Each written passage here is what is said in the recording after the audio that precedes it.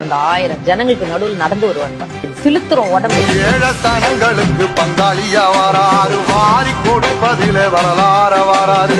ஐயா ஊர்வலத்தில் ஆராத்தி எடுக்கத்தான் ஆகாச புரி வைக்கிறதுல அர்ஜுன, உடுக்கிறதுல கர்ண, நிதானத்துல தர்ம, ஒருத்தங்க காப்பாத்துவேன். மன்னனுக்கு மறுபரப்ப வராரு.